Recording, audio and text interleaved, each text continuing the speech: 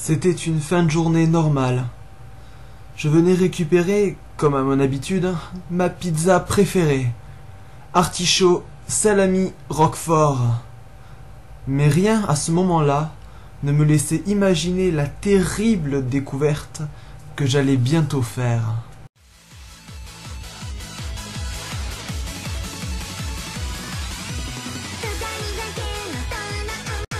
Bonjour à tous, aujourd'hui je vais vous présenter le manga Doniatsu.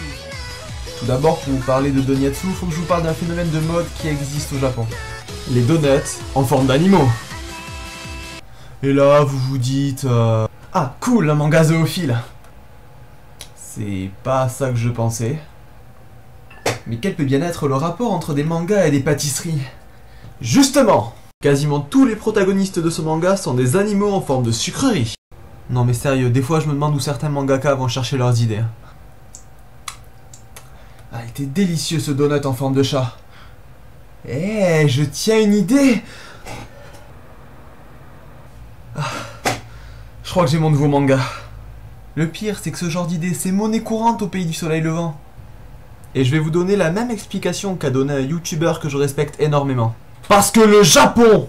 Pour vous exposer un peu plus la situation de ce manga, tous les êtres humains ont disparu du Japon. Les seuls êtres vivants sont ces animaux bizarres, des souris que je suspecte d'être des chamallows, et un putain de Gundam!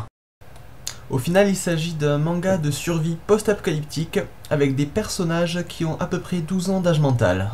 Du coup, on enchaîne les situations loufoques et débiles au fil des chapitres avec des persos attachants qui ne s'inquiètent pas outre mesure de leur situation.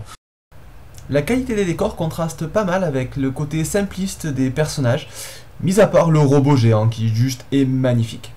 Pour le moment, je dois vous avouer que l'intrigue est pas forcément très claire.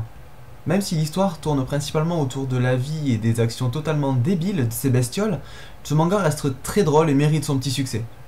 Pour conclure, je dirais que ce manga regroupe tous les ingrédients pour accrocher le lecteur, sans pour autant avoir la prétention de vouloir avoir un succès monumental, mais seulement de surfer sur la vague d'un effet de mode. J'espère que cet épisode vous aura plu, malgré le fait qu'il soit plus court que les autres. N'hésitez pas à commenter la vidéo, à vous abonner, et à rejoindre mes pages Facebook et Twitter.